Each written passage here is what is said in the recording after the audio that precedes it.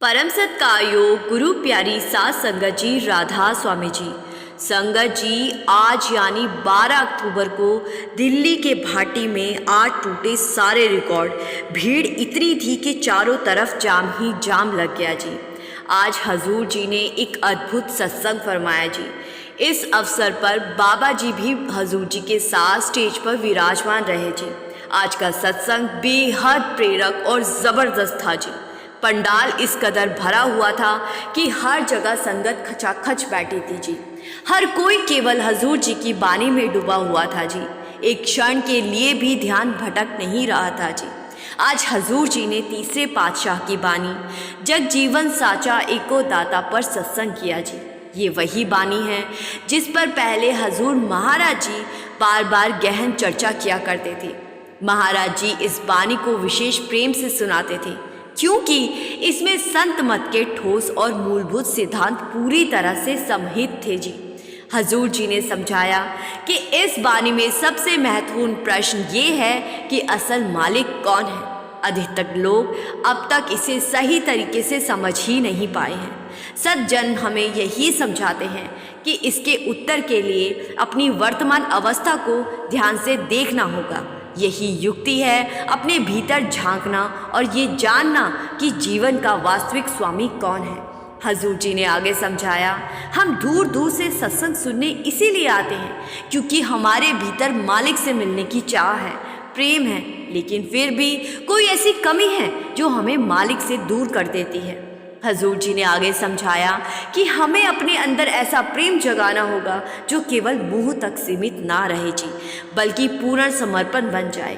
फ़र्क कहाँ है? फ़र्क ये है कि हम सुनते और सोचते तो बहुत कुछ है, पर उसे जीवन में उतारते उतारते ही नहीं हैं। जो ज्ञान हमें सत्संग से मिलता है, जो समझ हम ग्रहण करते हैं, उसे व्यवहार में नहीं लाते। सत्संग का असली लाभ तभी है जब हमारी ज़िंदगी बदल जाए, वरना हम केवल बातें करते रह जाते, लेकिन जीवन वैसे ही चलता रहता है। हजूर जी ने आगे बड़ी सहजता से समझाया जी। सबसे महत्वपूर्ण बात यह है कि हमें ये याद रखना है कि मालिक एक है। ये सत्य हर धर्म, हर ग्रंथ में स्पष्ट रूप से व्यक्त हुआ है जी। बानी में भी कहा गया है, सबना जियादा एको दाता सो मैं बिसर न जाए, अर्थात सभी प्राणियों का पालनहार एक ही है और उसे कभी भूलना नहीं चाहिए। हजूर जी ने ये भी बताया कि यही सत्य बाइबल में भी लिखा है, Lord our God Lord is one. मुसलमान इसे रब उल आलमीन कहते हैं, यानी वही खुदा जो पूरे संसार और सृष्टि का पालन करने वाला है। हिंदू इसे ब्रह्मा के नाम से पुकारते हैं। हजूर जी ने उदाहरण देकर समझाया, जैसे किसी परिवार में केवल एक मुखिया होता है और किसी देश को चलाने के लिए एक प्रधानमंत्री की आवश्यकता होती है, उसी तरह पूरी सृष्टि का संचालन भी एक ही मालिक करता है। वो अकेला है जो इस पूरे जगत को चलाता, संवारता और उसका पालन करता है। हजूर जी ने आगे समझाया, जो भी यहाँ जन्म लेता है वो सब उसी के निर्माण का हिस्सा है, लेकिन इंसान ने अपने स्वार्थ और मोह माया के लिए खुद ही नाम, जाति और पहचान की सीमाएं बना ली। बचपन में हमें एक नाम दिया गया, फिर जब स्कूल या कॉलेज जाने लगे तो हमने अपने नाम के साथ और जोड़ लिया। इसके बाद समाज, व्यवसाय और सामाजिक भेदभाव ने हमें और भी अलग अलग हिस्सों में बांट दिया। इतनी विविधताओं के इस संसार में तो हमने निराकार परमात्मा का भी आकार देने की कोशिश कर डाली, उसे अलग अलग रूप और नाम दे दिए, जबकि असली सच्चाई ये है कि मालिक की हकीकत शब्दों में बयान ही नहीं की जा सकती। दुख की बात यह है कि आज सबसे ज़्यादा खून खराबा धर्म के नाम पर ही हो रहा है। शायद ही किसी और कारण से इंसान ने इतना संघर्ष किया हो। हजूर जी ने इसे समझाने के लिए कबीर साहब की बानी का उदाहरण दिया जी। हिंदू कहे मेरा राम प्यारा, मुसलमान कहे रहमान, आपस में सब लड़ मरे, कोई ना करे पहचान। आज तक कोई भी उस मालिक को वास्तव में पहचान ही नहीं सका। सच तो ये है कि मालिक तभी हमारे अंदर प्रकट होगा जब हम हर इंसान को बराबर मानेंगे। अगर हम इंसानों को एक साथ नहीं देख सकते तो उस परमात्मा को भी समझ नहीं सकते। वो वही रब है जो सबको जीवन देता है। हजूर जी ने उदाहरण दिया, जैसे एक ही बिजली से हज़ारों तरह के यंत्र चल रहे हैं, वैसे ही वो मालिक एक है और इस सृष्टि को चला रहा है, पर उसके रूप अनेक दिखाई देते हैं। इसीलिए पानी में आता है, आपे हरी रंग है आपे बहुरंगी, जो तिसु भावे नान का सारी गल चंगी। हजूर जी बोले, मालिक तो एक ही है और उसी से ही धुन, जोत और प्रकाश प्रकट हुआ है। और यही कारण है कि कबीर साहब ने कहा है, अव्वल अल्लाह नूर उपाया, कुदरत के सब बंदे, एक नूर ते सब जग उपजा, कौन भले कौन मंदे। हजूर जी ने आगे समझाया, हमें मूल में जाना है, उस शुरुआत तक जब ये सृष्टि बनी। शुरू में एक महाशक्ति का विस्फोट हुआ, ऊर्जा और ध्वनि प्रकट हुई। अलग अलग परंपराएं और धर्म उसी सत्य को अपने पन तरीके से समझाने का प्रयास कर रहे हैं। विज्ञान भी मानता है कि सृष्टि का निर्माण एक विस्फोट से पैदा हुआ, प्रकाश से हुआ। ग्रंथों में भी उस ज्योति का, उसी प्रकाश का वर्णन मिलता है, लेकिन हमारी सोच का दायरा इतना छोटा है कि हम उसे समझ ही नहीं पाते। हम मंदिर जाते हैं, वहाँ दीपक जलाते हैं, शंख बजाते हैं, मस्जिद में अजान दी जाती है, गुरुद्वारे में गुरु ग्रंथ साहिब का प्रकाश होता है, चर्च में भी मोमबत्तियाँ जलाई जाती हैं और घंटियाँ बजती है। इसका अर्थ ये है कि हम सब अलग अलग तरीकों और परंपराओं में उलझ गए हैं। आगे हजूर जी ने बड़ी करुणा से फरमाया कि अक्सर सत्संगी ये कहते सुन जाते हैं, अब तो हम सब धर्मों से ऊपर उठ चुके हैं, लेकिन जब बात अपनी व्यक्तिगत जिंदगी की आती है, खासकर शादी की, तो सबसे पहले हम यही देखते हैं कि जीवन साथी हमारे ही धर्म का हो। फिर जात पात का सवाल आता है और उसके बाद कुंडलियाँ मिलाई जाती है, फिर शुभ मुहूर्त निकलते हैं। हजूर जी ने आगे समझाया, क्या हमें लगता है कि मालिक ने किसी को अधूरा बनाया है? क्या हमें लगता है कि मालिक ने कोई भी मुहूर्त अशुभ बनाया है? हजूर जी ने कहा, जो लोग कुंडलियों पर भरोसा करके शादी करते हैं, क्या उनकी ज़िंदगी में कभी दुख या मतभेद नहीं आते? क्या कुंडली मिलाने के बाद लोग अलग नहीं होते? असल बात तो ये है कि हमें ये देखना चाहिए कि सामने वाला इंसान कैसा है, उसका स्वभाव, उसकी सोच, उसका चरित्र कैसा है। यही सबसे अहम बात है, लेकिन अफसोस हम इसी पर ध्यान नहीं देते। हजूर जी ने आगे कहा, आज के समय में तो ये भी देखा जाता है कि लोग अपनी दुकानों पर 3-3 संतों की तस्वीरें लगाते हैं, कई कई देवताओं की मूर्तियाँ सजाते हैं। हम सोचते हैं कि अगर एक ना सुने तो दूसरा सुन लेगा और हमारा कारोबार अच्छा चलता रहेगा। हजूर जी ने कहा, ये हमारे मन की उलझन का सबूत है। हमने मालिक को भी अपने अपने हिस्सों में बांट दिया है, जबकि हकीकत ये है कि मालिक तो बस एक ही है, वो एक ओंकार है। हजूर जी ने आगे कहा, अब सवाल आता है कि मालिक कौन है, मालिक दिखता कैसा है? हजूर जी ने कहा, मालिक निराकार है, अनामी है, वो शब्द है। फिर हजूर जी ने बड़े प्रेम से शब्द का वास्तविक अर्थ समझाया। उन्होंने कहा, शब्द कोई बाहरी चीज़ नहीं, बल्कि ये एक शक्ति है जो हमारे जीवित शरीर के भीतर बसती है। जब यही शक्ति शरीर से अलग हो जाती है, तब हम उसे मृत्यु कहते हैं। हजूर जी ने आगे समझाया, अब सवाल ये है कि इस शब्द को जाना कैसे जाए। हजूर जी ने कहा, इसकी पहचान तभी संभव है जब गुरु की कृपा हम पर हो।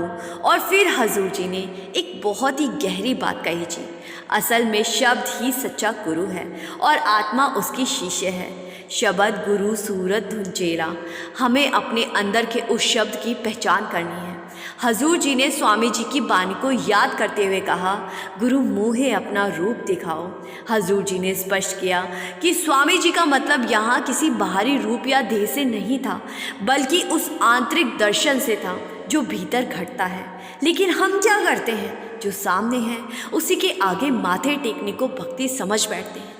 हजूर जी ने समझाया, हम अपने प्रयास से शब्द रूपी उस गुरु को नहीं पा सकते। इसके लिए हमें बाहर का गुरु ज़रूरी है, क्योंकि वही हमें उस अंदर के गुरु यानी शब्द की ओर मार्गदर्शन देता है। लेकिन सच्चे संत की पहचान करनी भी सीखनी होगी। वही सच्चा संत है जो केवल शब्द का संदेश देता है, जो धर्म, जात पात या किसी भी भेदभाव से ऊपर उठकर सबको एक समान देखता है। सच्चे संत का धर्म प्रेम है और उसका उपदेश एकता का है। आगे हजूर जी ने इंसानी शरीर के महत्व पर विचार साझा किए जी। हजूर जी ने कहा, सबसे पहले ये जान लो कि ये मानव शरीर कोई साधारण वस्तु नहीं है। ये भीतर ही भीतर एक अमृतसर है, एक ऐसा दिव्य खजाना जिसमें सत्य का अमृत भरा हुआ है। अपने शरीर को तुच्छ मत समझो, यही तो जीवित परमात्मा का मंदिर है। हजूर जी ने कहा, यही वो सरोवर है जिसमें संत महापुरुष हमें नाम के जल से स्नान करने की कोशिश देते हैं। इसीलिए संत बार बार याद दिलाते हैं कि मनुष्य जन्म अनमोल है। हमने अनगिनत योनियों में भटकते हुए ये शरीर पाया है। कभी कीड़े मकोड़े बने, कभी वृक्षों पौधों का रूप लिया, कभी पक्षियों और पक्षियों की देह में जन्मा, तब जाकर हमें ये दुर्लभ मानव जीवन प्राप्त हुआ है। 84 लाख जूनियों का मतलब है, अगर एक जूनी में सिर्फ 1 साल भी बिताया हो तो 84 लाख साल बाद हमें ये मानव जन्म मिला है। इतने सालों में तो कई युग बदल जाते हैं। हजूर जी ने कहा, बानी में भी आया है, 1,84 जूनी सभाई मानुष को प्रबदी बढ़ाए, यानी असंख्य जन्मों के बाद ही यह मनुष्य शरीर मिलता है ताकि हम प्रभु की भक्ति कर सके, उसकी महिमा गा सके। लेकिन हम इस जामे को व्यर्थ करने में लगे हुए हैं। हजूर जी ने आगे समझाया, आज इंसान ने विज्ञान की मदद से अंतरिक्ष तक की उड़ान भर ली है, समुंदर की गहराइयों तक उतर गया है, यहाँ तक कि ग्रह नक्षत्रों की दूरी भी नाप दी है। लेकिन अफसोस, अब तक उसने अपने भीतर की गहराई को नहीं पहचाना, अपनी आत्मा की उड़ान नहीं भरी। बाहरी ऊंचाइयों तक पहुँच गया पर अपने अंदर की यात्रा नहीं की। आगे हजूर जी ने समझाया, जैसे जानवर प्रतिक्रिया देते हैं वैसे ही हमारा हाल है, हमारे अंदर भी गुस्सा भरा हुआ है। हजूर जी ने कहा कि हम अपना अच्छा बुरा पहचान सकें, लेकिन हम विवेक की ताकत को गलत तरीके से इस्तेमाल कर रहे हैं। हजूर जी ने कहा, असल में हमें 5 विकार घेरे हुए हैं, काम, क्रोध, लोभ, मोह और अहंकार। और इस युग में तो एक छठा विकार और जुड़ गया है और वो है मोबाइल फ़ोन। सिमरन के समय को हम टाल देते हैं, पर मोबाइल पर घंटों गुजारना हमें कोई मुश्किल नहीं लगता। सुबह उठते ही 1 घंटा मोबाइल, रात को सोने से पहले भी 1 घंटा मोबाइल। तो सवाल है, क्या वो समय हम भजन सिमरन में नहीं दे सकते? हालात ये हो गई है कि अगर किसी दिन मोबाइल हाथ ना आए तो हमें बेचैनी और घबराहट होने लगती है। हजूर जी ने आगे समझाया, अब कोई कहेगा कि मोबाइल जैसी बात सत्संग में क्यों उठाई जाती है। इसका कारण यही है कि सत्संग में हर उस चीज़ की चर्चा होती है जो हमें मालिक से दूर करती है। यहाँ हमें आईना दिखाया जाता है ताकि हम सच को पहचान सकें और आत्मा को उसके असली घर तक ले जाने का प्रयास कर सकें। लेकिन हम तो इसी संसार को सच मान बैठे हैं। हमें लगता है यही हमारा असल घर है। महाराज जी हमेशा कहा करते थे, ये देश, ये कौम, ये धर्म, इनमें से कोई भी हमारा असली नहीं है। हमारा असली देश तो सचखंड है, हमारी सच्ची जात सतनाम है और हमारा वास्तविक धर्म मालिक से प्रेम करना है, उसके इश्क करना है, उससे इश्क करना है। हजूर जी ने बड़ी सरलता से कहा, हर जीव के भीतर मालिक का वास है।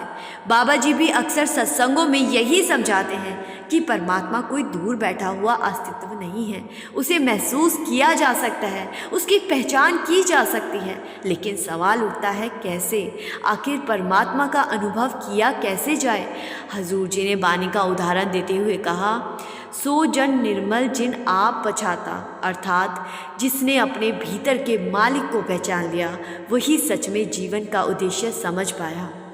उन्होंने कहा, हमने तो परमात्मा को केवल एक इंसानी रूप तक सीमित कर दिया है, जबकि वो किसी शरीर के दायरे में नहीं आता। बानी में कहा गया है, चौथे लोक बसत एक स्वामी। फिर हजूर जी ने बड़ी ही सुंदर उपमा दी। हम अभी तो जैसे नर्सरी के बच्चे हैं और कोशिश कर रहे हैं कि 12वीं की किताबें समझ लें। जैसे सोना आग में तपकर ही अपना असली मूल्य पाता है, वैसे ही आत्मा को भी अनुभव और साधना की भट्टी से गुजरना पड़ता है ताकि उसका असली तेज प्रकट हो सके। हजूर जी ने आगे समझाया, जैसे एक बीज जानता है कि एक दिन वो विशाल वृक्ष बनेगा, वैसे ही हमारी आत्मा भी जानती है कि उसका मूल परमात्मा ही है, उसका असली मकसद उसी से मिलन है। हजूर जी ने आगे समझाया, मालिक ने हमें ये मानव शरीर इसीलिए दिया ताकि हम अपनी असली पहचान को जान सकें। लेकिन हम क्या करते हैं, जैसे कोई विद्यार्थी स्कूल जाकर पढ़ाई छोड़ दे और खेल कूद या घूमने में लग जाए। क्या उसे समझदार कहा जा सकता है? बिल्कुल भी नहीं। उसी तरह अगर हम अपने जीवन के असली उद्देश्य को भुलाकर संसार के भ्रम में उलझे रहे तो हम खुद को ज्ञानी कैसे कह सकते हैं? हजूर जी ने आगे समझाया, हम अपने ही बनाए हुए आराम के घेरे में बंधे रहते हैं और यही हमारी सबसे बड़ी रुकावट है। जब तक हम अपनी सुविधा और आलस्य के दायरे से बाहर नहीं निकलेंगे तब तक मालिक तक पहुंचना संभव ही नहीं है। मालिक की राह त्याग, साहस और सच्चे प्रेम की राह है और जब हम इस पर चल पड़ते हैं तभी उसकी झलक मिल सकती है। आगे हजूर जी ने फरमाया, संत महापुरुष अक्सर समझाते हैं कि जब मनुष्य नाम के अमृत में भीग जाता है तो वो परम हंस की भांति वैरागी बन जाता है। उसका मन संसार की चकाचौंध से हटकर अपने असली घर की ओर केंद्रित हो जाता है। हजूर जी ने बुल्ले शाह जी की वही साखी भी सुनाई जो अक्सर बाबा जी भी सत्संग में सुनाते हैं। बुल्ले शाह साहिब एक सैयद परिवार से थे, लेकिन इसके बावजूद उनके भीतर एक अधूरापन, एक बेचैनी थी। उन्हें लग रहा था कि अभी भी कुछ बाकी है, कोई ऐसा जो उन्हें सच्चा मार्ग दिखा सके। जब उनकी मुलाकात शाह इनायत जी से हुई तो बुल्ले शाह जी के भीतर एक झिझक उठी। उन्होंने सोचा, मैं ऊंचे खानदान से हूँ और ये तो एक सामान्य जाति के व्यक्ति है, भला मैं इनके चरणों में जाकर ज्ञान कैसे मांगूं? लोग क्या कहेंगे? पर आत्मा की पुकार बहुत अधिक प्रबल थी। वो भीतर से कह रही थी कि यही तेरी मंजिल है। और अतः बुल्ले शाह जी अपने संकोच को त्याग कर पूछ बैठे, हजूर, रब को पाया कैसे जा सकता है? शाह इनायत जी ने अत्यंत सादगी से उत्तर दिया, बुलिया, रबदा की बाना इधरों पुटना उधरों लाना, यानी अपनी नज़र को बाहर से हटाकर भीतर के शब्द पर टिकाना, यही असली रास्ता है। हजूर जी ने समझाया, जब मनुष्य भीतर के शब्द से जुड़ता है तो उसके विकार और सांसारिक इच्छाएं धीरे धीरे मिटने लगती हैं। तभी सच्चा वैराग जन्म लेता है और आत्मा अपनी मूल दिशा की ओर बढ़ती है। फिर हजूर जी ने आगे उदाहरण देते हुए समझाया, सिकंदर ने पूरी दुनिया जीत ली थी, मगर क्या उसे सच्चा सुख मिला? आज जिनके पास असीम दौलत है, करोड़ों खरबों की संपत्ति है, उनसे पूछो क्या वे सच में शांत है? नहीं। बड़े बड़े देश जो शक्ति और संपन्नता से आगे हैं, वे भी वर्षों से युद्ध और तनाव में उलझे हुए हैं। क्यों? क्योंकि उन्हें हमेशा और चाहिए, और ज़मीन और सत्ता और प्रसिद्धि चाहिए। हजूर जी ने आगे समझाया, पर असली शांति तो तब मिलती है जब इंसान वैरागी बनकर अपने भीतर की ओर लौटता है, जब वो शब्द से जुड़कर अपने असली घर की यात्रा शुरू करता है। वहीं से सच्चे सुख और सच्चे प्रेम की शुरुआत होती है। आगे हजूर जी ने बड़ी कोमलता से समझाया, जब आत्मा पहली बार इस सृष्टि में उतरी थी तब वो परमात्मा में से आई थी। उस समय उसके भीतर पूर्ण आनंद था, कोई अभाव, कोई दुख नहीं था। लेकिन जब उसने इस माया जगत की ओर ध्यान लगाया तो वो बाहरी आकर्षणों और दिखावे में उलझ गई और परमात्मा को ही भूल गई। हजूर जी ने एक सुंदर उदाहरण देकर समझाया, जैसे एक कीट पतंगा रात में दीपक के चारों ओर बार बार घूमता रहता है। उसे लगता है कि उसी ज्योति में सुख है और अतः उसी में जलकर प्राण त्याग देता है।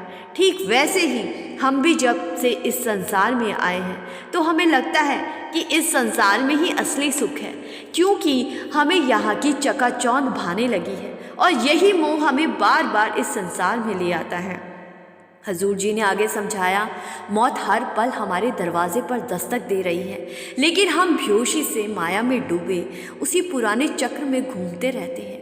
हमें ना अपने असली ठिकाने का पता, ना उस मालिक की कोई खबर। इस तरह हम उस अमूल्य मानव जन्म को व्यर्थ गवा देते हैं जो हमें आत्मा की पहचान और परमात्मा से मिलने के लिए मिला था। हम सालों बाद के लिए आज ही प्लानिंग कर लेते हैं। हजूर महाराज जी फरमाया करते थे, ये तुम्हारी प्लानिंग है, लेकिन उसकी क्या प्लानिंग है ये तुम नहीं जानते। मौत तुम्हारे दरवाजे पर है। हजूर जी ने आगे समझाया, इसीलिए संत महापुरुष कहते हैं, जो व्यक्ति जीते जी मरना सीख लेता है, यानी जिसने देह और माया के मुंह से ऊपर उठना सीख लिया, उसे फिर बाहरी हलचलों से कोई विचलित नहीं कर सकता। संसार का शोरगुल उसे प्रभावित नहीं करता, क्योंकि उसका मन भीतर की शांति में ठहर चुका है। हजूर जी ने आगे समझाया, ध्यान कहाँ लगाना है? ध्यान लगाना है तीसरे नेत्र पर। जब साधक अपना ध्यान वहाँ टिकाता है तब भीतर से दिव्य प्रकाश प्रकट होता है। वही सच्चे दर्शन है और वहीं से आत्मा को असली आनंद, परमानंद प्राप्त होता है। आगे हजूर जी ने कहा, सिर्फ पढ़ने सुनने से कुछ हासिल नहीं होता। पानी में भी कहा गया है, पढ़ पढ़ पोथी अवर समझाइए, घर जलते ही खबर ना पाए। यानी जो केवल पढ़कर दूसरों को समझाता फिरता है पर खुद अपने भीतर झांकने की कोशिश ही नहीं करता, उसे अपने ही घर में लगी आग का भी एहसास नहीं होता। हजूर जी ने समझाया, गुरु नानक देव जी बार बार यही बात समझाते थे, चाहे तुम बरसों पढ़ो, महीनों पढ़ो या पूरी ज़िंदगी हर साल के साथ ज्ञान की बातें दोहराते रहो, सिर्फ पढ़ने और सुनने से कुछ हासिल नहीं होगा। जब तक खुद उस राह पर नहीं चलोगे। ज़्यादा पढ़ने सुनने से अक्सर मन में अहंकार आ जाता है और इंसान खुद को महाज्ञानी समझने लगता है। हजूर जी ने समझाया, ये अहंकार कब मिटेगा? तभी जब हम अपने आप को शब्द से जोड़ लेंगे, जब भीतर की धुन से हमारा संबंध बन जाएगा। हजूर जी ने आगे समझाते हुए कहा, हम दिन रात भीतर चल रहे हैं, हमारे अंदर लोभ का कुत्ता लगातार भौंकता रहता है, मन कभी शांत नहीं होता, उसे हमेशा कुछ और चाहिए। संतोष कब आएगा? संतोष तभी आएगा जब हम अपने भीतर झांकना शुरू करेंगे। आगे हजूर जी ने समझाया, आज चारों तरफ देखो, हर जगह हाहाकार मचा है। इंसान के पास सब कुछ है लेकिन चैन नहीं। क्या हमने कभी ठहर कर ये सोचा कि मालिक ने हमें कितना कुछ दिया है और क्या हम उसका शुक्रिया अदा करते हैं? हजूर जी ने कहा, मालिक ने हमसे क्या मांगा है? सिर्फ दिन का 10वां हिस्सा, मात्र 10% समय, और वो भी हम ठीक से नहीं दे पाते। हजूर जी ने कहा, मुक्ति का रास्ता किसी कर्म कांड या बाहरी दिखावे में नहीं है, बल्कि केवल नाम की कमाई में है। फिर हजूर जी ने आगे समझाया, जब तक हमें पूरा सद्गुरु नहीं मिलता तब तक हम हमेशा किसी न किसी सहारे पर टिके रहते हैं। बचपन में माता पिता हमें चलना सिखाते हैं, बड़े होकर शिक्षक हमें ज्ञान देते हैं। जीवन के हर क्षेत्र में कोई ना कोई मार्गदर्शक चाहिए होता है। ठीक उसी तरह आत्मा की यात्रा में भी एक सच्चे गुरु की ज़रूरत होती है। इसीलिए वाणी में कहा गया है, बिन सद्गुरु कोई नाम ना पाए, यानी बिना सद्गुरु के पार उतारा असंभव है।